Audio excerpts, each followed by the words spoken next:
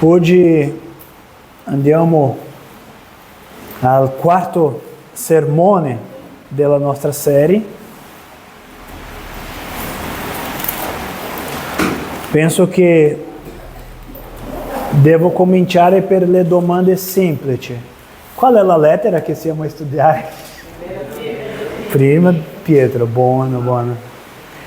Va bene. E qual è il capitolo che dobbiamo cominciare oggi? Secondo capitolo. Bravissimi. E la terza domanda, questa è una importante per me. E quali saranno i versetti di oggi? 1, 2, 3. Sì, bravi. Avevo prima pensato, non lo so se avete visto, che ho scritto la liturgia, dopo ho cancellato e ho messo altra volta. Perché prima avevo pensato di fare l'esposizione fino al versetto 10. Ma dopo, quando ho letto altra volta il testo, ho visto che aveva verità in questi 3 versetti, che sarebbe meglio che possiamo oggi solo fermarci in questa parte e la settimana prossima possiamo vedere dal versetto 4 fino al 10. Così oggi ci saranno solo 3 versetti, ma devo consigliarvi che questi 3 versetti non sono stati scritti separati. Questo è una scritta continua. Cosa voglio dire? Che nella prossima settimana dobbiamo ricordare di questo che dobbiamo studiare oggi, affinché possiamo usare come la base della prossima parte. Va bene? La nostra serie Vivere come eletti di Dio, identità e scopo cristiano. Oggi parleremo di questo argomento: crescere nella parola, il cammino verso la maturità spirituale. Prima di leggere il testo, oggi vorrei fare un'altra domanda a voi. Voi avete qualcosa che desiderate molto? C'è qualcosa? Una cosa che ha un desiderio profondo del fondo dell'anima, del cuore, sì? C'è un desiderio profondo? Sì. Solo le donne che sono, sì. Gli uomini, non so, devo pensare. È tanto profondo. Chi ha fatto? Non lo so. Pensavo che il tuo desiderio profondo è se arrivare alla squadra di vôlei italiana. C'è questo desiderio? Va bene, è un desiderio. Hai visto? Come? Sì, sicuro. Non ho detto che bisogna avere solo uno, potete avere diversi. Come? C'è 100. Ma penso che tutti noi abbiamo desideri profondi. Quelle cose che a volte nessuna persona lo sa. A volte neanche il nostro coniuge conosce questo desiderio, i nostri genitori, i nostri figli. Ma abbiamo desideri. E sa che questo non è una cosa brutta, non è una cosa male. Penso che quando lasciamo di avere sogni, desideri, piani, penso che iniziamo a morire, perché quelle persone che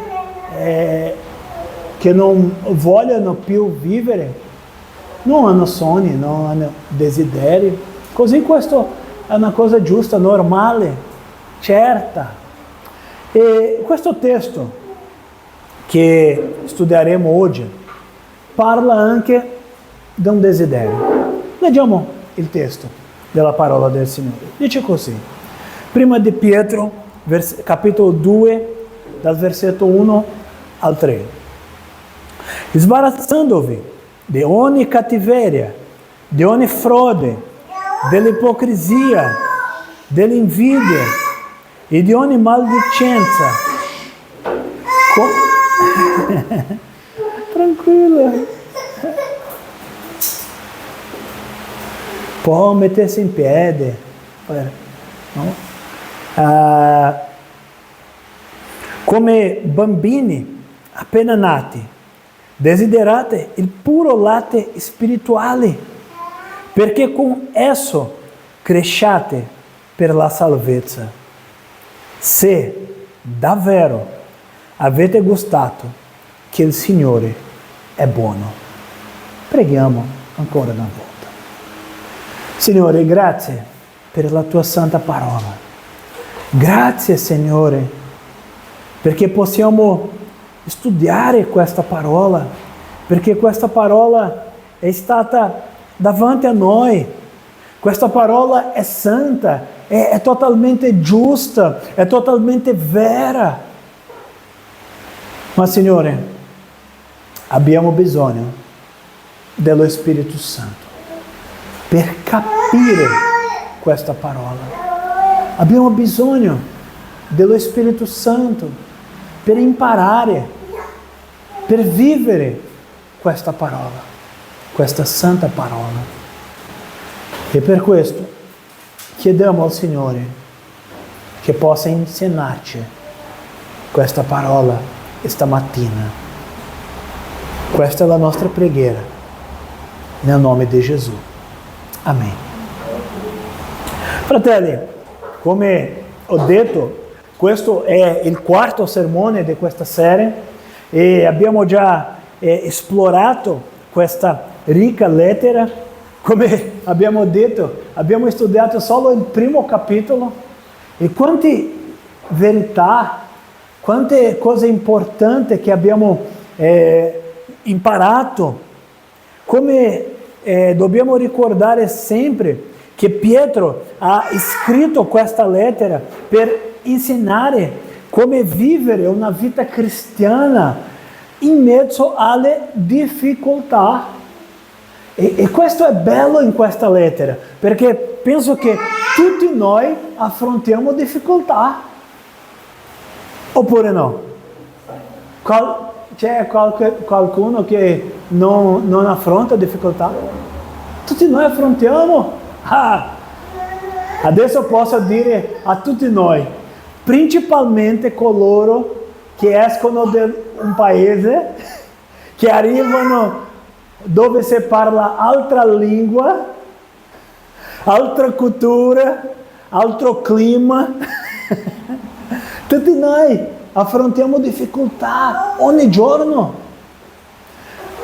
Ma Pietro scrive questa lettera per dire, potete sì vivere una vita con difficoltà, ma dovete vivere questa vita in mezzo alle difficoltà, una vita santa, una vita giusta. Nei sermoni precedenti abbiamo già parlato l'importanza di mantenere una speranza viva, la necessità di essere santi in tutte le aree della nostra vita e la chiamata ad amare ardentemente i nostri fratelli. Oggi così parleremo di questi 3 versetti. Ricordiamo che Pietro aveva già parlato alla fine del versetto 1, quello che abbiamo sentito l'ultima settimana. Pietro aveva già parlato della importanza dell'amore fraterno e della purezza nella vita del credente. Ricordatevi? Ora Pietro si rivolge alla necessità di una crescita continua e sana, che è possibile solo se ci liberiamo dal peccato e se cerchiamo ardentemente la parola di Dio. Pietro sapeva, questo è bello in questa lettera, Pietro sapeva, affinché i cristiani fossero in grado di resistere alle prove e vivere in santità, avrebbero dovuto crescere spiritualmente. Sa come anche noi, come possiamo affrontare le difficoltà e vivere una vita santa se cresciamo spiritualmente? Sa che l'Apostolo Paolo ha scritto che non poteva scrivere come chi scrive adulti, perché quella chiesa ancora era una chiesa di bambini. Non era una chiesa solo che arrivavano bambini, no, non è questo, ma che quella chiesa non aveva maturità nella vita cristiana. E anche noi abbiamo bisogno di crescere per trovare questa maturità. Sa che, penso che ho detto questo già, ho trovato tante persone, principalmente, non è etico questo che dico, ma principalmente in Brasile, perché le chiese sono antiche, sono chiese da 30 anni, 40 anni, 50 anni, 100 anni, e ho trovato tante persone che hanno vissuto tutta la vita in mezzo alla chiesa e che non hanno cresciuto. Penso che voi conoscete anche persone così, persone che a volte fanno domande di base, che non capiscono la salvezza, che non leggono la parola di Dio, che non hanno una vita di preghiera. Fratelli, se non usiamo, se non facciamo questi mezzi di grazia, non possiamo crescere. La Chiesa riformata crede che i mezzi di grazia sono la parola di Dio, i sacramenti, quello che il Signore ha lasciato per la sua Chiesa, e anche le discipline spirituali, la preghiera, la vita devozionale, la confessione dei peccati. E questo non è una cosa che possiamo vivere solo alle domeniche. Abbiamo bisogno di fare ogni giorno. Devo fare una domanda a tutti noi adesso, e penso che nessuno deve rispondere, solo pensare. Questa settimana abbiamo avuto quanti giorni?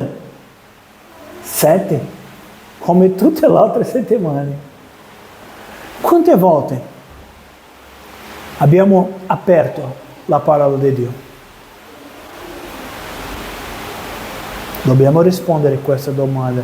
Io lo so che a volte non apriamo, ma possiamo almeno leggere nel telefono.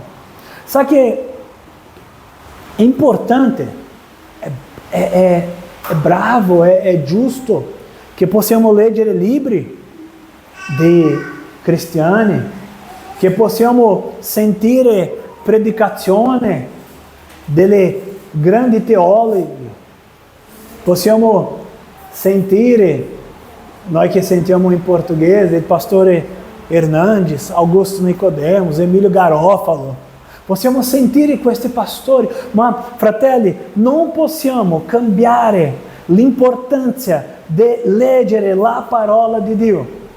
La crescita spirituale non è quando sentiamo una predicazione, ma quando sentiamo la parola di Dio. Pietro usa, vediamo ancora una volta il versetto 1. Pietro scrive: sbarazzandovi de ogni cattiveria, de ogni frode, dell'ipocrisia, dell'invidia e di ogni maldicenza. Sa che questa parola che qui in italiano c'è come sbarazzandovi. In portoghese la parola è spogliarci, penso che questa parola è più vicina a quello che è stato scritto in greco, la parola despojar-se in portoghese. Cosa vuole dire? Questa idea di spogliarci sarebbe togliere una veste sporca. Questa settimana siamo a lavorare a dipingere la nostra casa. Anche Renato ha fatto, tutti voi, quello servizio di muratori, di aiutante. E quando finimos questo lavoro, come è la nostra veste? Totalmente sporca.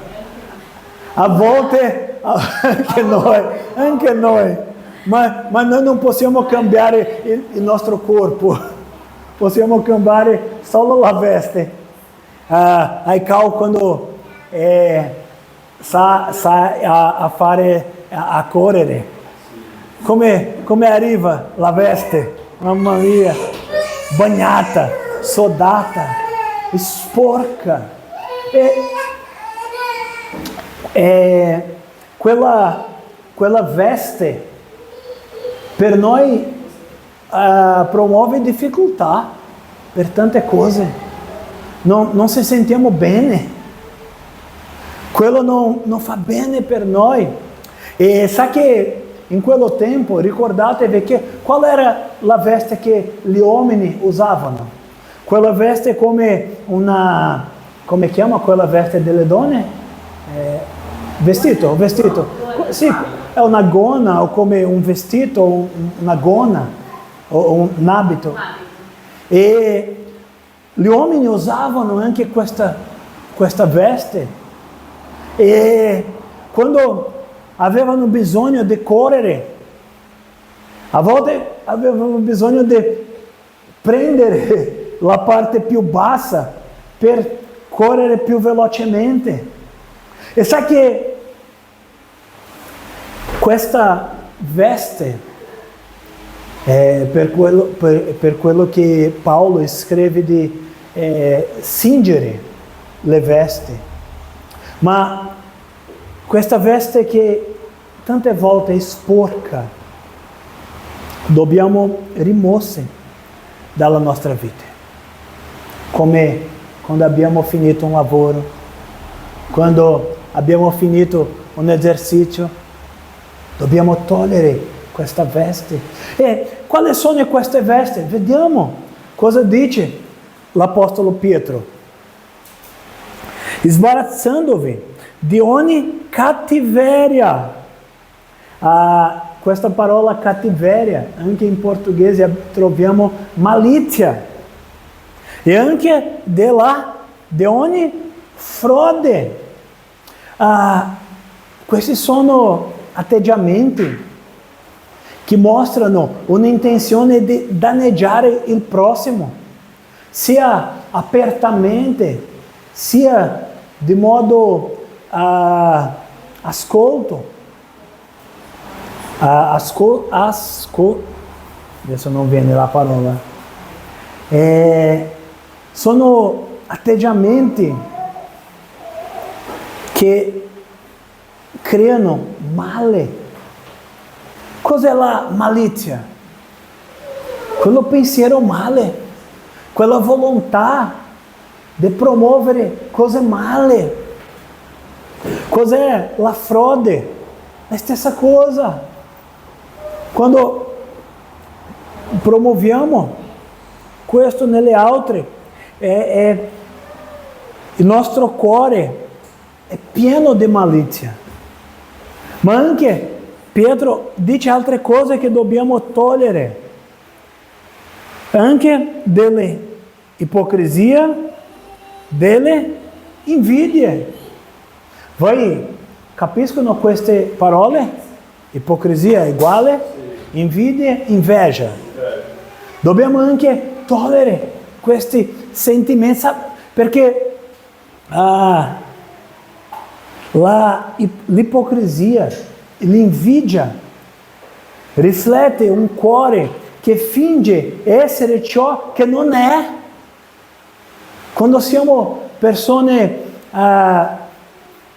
ipocriti, invidiose, davanti alle persone diciamo una cosa, ma dietro facciamo altra.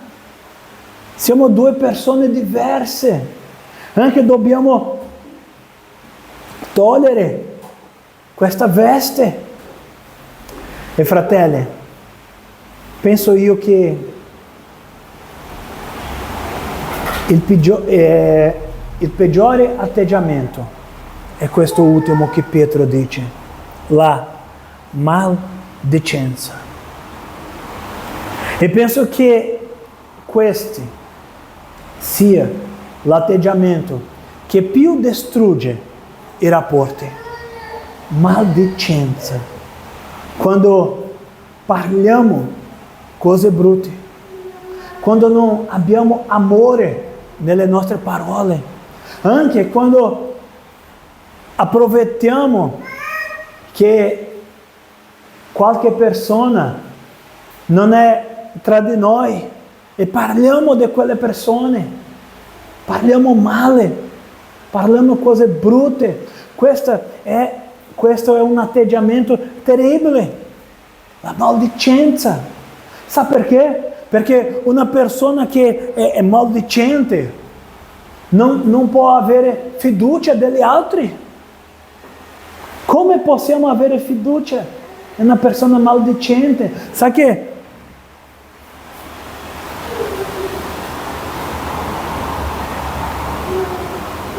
io ho un amico che quando abbiamo cominciato a essere più vicini, io avevo una grande difficoltà con lui, perché lui solo parlava male di tutto, delle persone, della chiesa, anche della moglie, delle altre persone, dei pastori.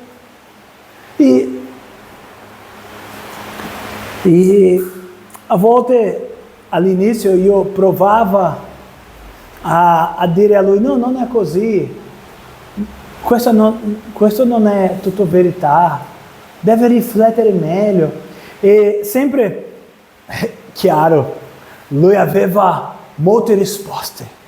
No, ma perché tu non vuoi vedere la verità? No, perché tu non vuoi vedere come sono le persone. Fratelli, sicuramente io non sono una persona perfetta, ma sa che questa è una cosa che mi fa male. Abbiamo conversato quella volta su di questo. Una cosa che fa male, sentire una persona che parla cose brutte tutto il tempo, che richiama, che è sempre triste con le cose, che è sempre parla male delle persone, parla cose brutte. Non è un ambiente buono, un ambiente sano da vivere. Non possiamo essere persone maldicenti. Dobbiamo avere una testa santa e anche una lingua sana, curata per il Signore. Che le nostre parole possano essere parole per benedire le persone. Ma la peggiore cosa è che questo impedisce la nostra crescita spirituale. E adesso arriviamo al versetto 2, quando Pietro dice: come bambini appena nati, desiderate il puro latte spirituale, perché con esso cresciate per la salvezza. Questa immagine tutti noi conosciamo, tutti noi, principalmente noi che abbiamo figli. Non diamo cibo, non diamo riso, fagiolo, carne per i bambini neonati. Cosa diamo? Latte. Latte. E cosa fa questo latte? Rafforza. Fa con che possano crescere e anche arrivare alla maturità. E sa perché ho fatto questa domanda? Cosa avete un desiderio profondo? Perché Pietro dice a noi che come bambini appena nati dobbiamo desiderare il puro latte spirituale. Perché? Perché con esso cresciate. Perché solo possiamo crescere se desideriamo questo puro latte spirituale. E perché qui abbiamo una parola importante. Puro non è qualche latte. Puro latte. E da dove proviene questo puro latte? Dalla parola di Dio. Perché se leggiamo un libro possiamo trovare cose che non sono vere. Se sentiamo una predicazione possiamo sentire cose che non sono vere, ma se troviamo questo latte nella parola di Dio, questo sarà un latte puro, vero latte spirituale. La parola di Dio è pura, senza inganno. È il cibo cui abbiamo bisogno per crescere spiritualmente. Ho già detto che ai miei alunni nelle seminari che insegno, penso che tutti noi conosciamo una persona che possiamo ammirare e dire: questa è una persona sana, questa è una persona spiritualmente forte, questa è una persona che possiamo imparare. Tutti noi conosciamo un credente vero, maturo. E sa qual è la macchia principale di questo credente? Non è una persona che cerca i miracoli, non è una persona che cerca quella preghiera di lingue, non è una persona che cerca profezie, non è questo. Le persone che hanno maturità spirituale sono persone che conoscono la parola di Dio. Persone che quando avviciniamo per conversare, quella persona dice: come è stato scritto nella parola, è così, così, così. Queste sono persone bravi, persone sane, persone che hanno trovato la maturità spirituale, ma questo solo si trova attraverso la parola di Dio. Così abbiamo la crescita spirituale. E alla fine, a versetto 3, Pietro scrive: se davvero avete gustato che il Signore è buono. Fratelli, Pietro sottolinea lo scopo di questa crescita, affinché possiamo sperimentare più profondamente la bontà del Signore. Tutti noi abbiamo già sperimentato quando siamo stati salvati, quando il Signore ha cambiato la nostra mente, la nostra anima, il nostro cuore. Tutti noi abbiamo già provato questa bontà, lo sappiamo che il Signore è buono, ma sa perché dobbiamo crescere spiritualmente? Perché quanto cresciamo di più sperimentiamo questa bontà del Signore. Sa, Pietro ci ricorda che abbiamo già sperimentato la bontà del Signore e che dobbiamo continuare a crescere per gustare questa bontà attraverso una relazione più intima con il Signore. Per concludere, ricordiamo che la misura che ci sfogliamo dal peccato e ci nutriamo della parola di Dio, cresciamo spiritualmente, diventando sempre più simili a Cristo. Questo processo di crescita non è un'opzione, ma una necessità. Solo crescendo nella parola possiamo resistere alle tentazioni, superare le prove e vivere in modo da glorificare Dio, solo attraverso della crescita spirituale. E quando cresciamo spiritualmente, Cristo sarà glorificato nelle nostre vite. Quando il peccato è lasciato, quando la parola di Dio occupa il centro delle nostre vite, diventiamo veri testimoni del potere trasformante del Vangelo. Questo deve essere il nostro desiderio, essere testimoni, essere quello che portano la gloria del Signore, che possiamo desiderare ardentemente la parola di Dio, crescere nella maturità e glorificare Cristo in tutte le nostre azioni. Amen.